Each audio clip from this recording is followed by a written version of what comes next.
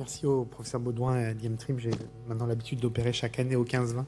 C'est toujours un plaisir. Donc là, j'utilise c'est la préparation du greffon de Dimec sur un punch gardé de Moria de 8 mm. C'était un patient pseudofac, décompensation du pseudofac avec un œdème de cornée important. Je fais maintenant mon scoring plus que sur 180 degrés et je décolle une partie du greffon avant de le trépaner. Ça m'aide souvent souvent on ne sait pas si le donneur a été ou non opéré de la cataracte. Ça permet d'exclure les incisions plus rapidement avec le punch. Donc punch de 8 mm. J'utilise ensuite un injecteur de Gueuder en verre. On enlève la périphérie. Voilà, donc là, c'était un greffon assez âgé, donc assez gentil. Vous voyez qu'il se décolle assez facilement. Il n'y a pas beaucoup de résistance au soulèvement. Généralement, je dis aux internes, c'est tangentiel jusqu'à la moitié du greffon, puis vertical. Ensuite, je colore au-dessus. On voit le greffon qui n'est pas très élastique, donc c'est un vieux greffon gentil qui devrait s'ouvrir facilement. Et on voit donc le col de chemise, on est dans le bon sens. Donc quand vous avez le col de chemise du greffon devant vous, c'est qu'il est dans le bon sens. Donc là, chirurgie en 3D sous anesthésie locale, sous-ténonienne potentialisée par de l'ophthésique. Anesthésie locale. Donc sous-T, le patient est déjà dilaté. Je pense qu'il avait dû recevoir quelques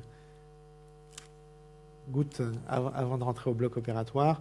Là, il y a beaucoup d'œdème, donc la première astuce, c'est que je vais gratter l'épithélium. Vous allez voir qu'on voit beaucoup mieux une fois qu'on a gratté l'épithélium. Donc incision de 2-2. Donc Artevo 850, je vais réaliser le désmétorexie sous eau avec une irrigation de chambre antérieure. Donc voilà, donc je fais 3 contre-incisions pour les 4 points cardinaux. Je ne sais pas si je vais marquer mes incisions, mais souvent je marque mes incisions avec du bleu. Donc là, je resserre un peu la pupille. Voilà, donc je marque un micromanipulateur droit parce que souvent on passe du temps à essayer de retrouver nos incisions. Donc je les marque au bleu avant de commencer. Donc irrigation de chambre antérieure. Donc IP, généralement on fait dans le service les DIMEC en ambulatoire et on vérifie la bulle d'air avant de les libérer. Et souvent, quand il y a un blocage ou un pré-blocage pupillaire, j'appuie sur l'incision postérieure principale et donc je fais une IP parce que je ne veux pas retrouver l'iris dans l'incision s'il y a un blocage pupillaire ou l'air serait éventuellement passé derrière l'iris. Donc, désmétorexis, à un moment, je vais passer avec le Callisto avec un marquage des 8 mm. Je ne sais pas s'il a été coupé, je ne sais pas si. Donc le râteau qui va me permettre de retirer le greffon. Il faut faire attention sur ces cornées œdémateuses. Si on a tendance à gratter de manière trop importante, on a tendance à disloquer le stroma postérieur et ça crée une interface irrégulière. Donc vous pouvez avoir des très belles DIMEC, mais avec des acuités visuelles qui sont limitées. Donc il ne faut pas gratter dans l'axe visuel.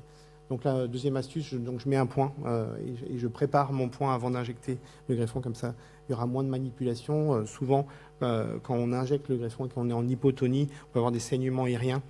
C'est jamais souvent j'ai des questions sur le saignement en cas d'iridectomie périphérique. C'est jamais sur les iridectomies périphériques qu'on a léger saignement, c'est souvent sur des variations de pression et donc des hypotonies. Donc le saignement, c'est souvent en nappe sur l'iris et je crois que j'ai rarement, voire jamais rencontré de saignement sur l'iridectomie. Donc voilà, donc on va vérifier, comme je vous l'ai dit, le greffon est assez gentil, parfois trop gentil, c'est-à-dire quand les greffons ne sont pas élastiques, on a tendance à avoir du mal à les déplier. Là, je vois qu'il est dans le mauvais sens, malgré je vous ai donné l'astuce du col de chemise, mais en gros, quand on injecte, parfois c'est... Donc on va le repositionner perpendiculaire aux incisions pour pouvoir le retourner. Donc généralement, l'astuce, c'est d'injecter vers l'apex cornéen. Donc j'essaye une première fois. Voilà. On vérifie s'il est dans le bon sens. Donc, le contraste n'est pas très bon. Je pense qu'il n'est pas encore dans le bon sens. Là, il y a une petite bulle d'air. C'est la loi du direct. Je me dis qu'elle ne va pas me gêner, mais finalement, elle va me gêner. Vous allez voir. Donc, je vais la retirer. Donc, voilà. Donc là, le greffon est assez large. Je vais retirer la bulle d'air qui me gêne. Généralement, quand les cornées sont assez œdémateuses, il y a moins d'élasticité. Donc, vous voyez que je fais que des manœuvres indirectes et jamais j'appuie entre la cornée et le greffon, entre l'iris et le greffon. Et donc, lorsque les cornées ont perdu complètement leur élasticité, c'est un peu plus délicat. Donc, je vais m'aider de la technique de la bulle décrite par la Wave Maneuver, décrite par l'équipe d'Hadassah à Jérusalem et Itaï Lavi. Donc, je mettrai une bulle d'air derrière et j'ouvrirai. Donc je vais retirer la bulle qui ne me gênait pas au début, mais qui commence à me gêner. Elle plaque un peu vers le bas, donc je vais la retirer.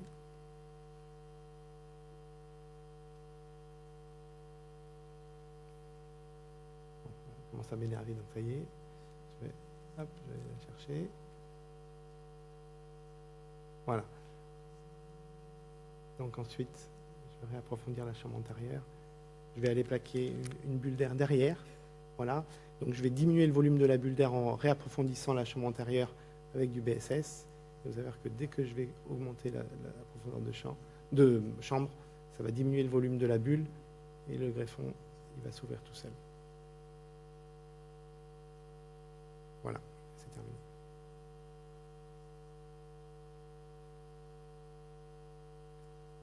Voilà, donc généralement les patients restent en ambulatoire long et avant de les libérer, on dégaze un petit peu si on ne voit pas les bords de la bulle. Quand on voit les bords de la bulle, généralement on n'a plus de risque de blocage.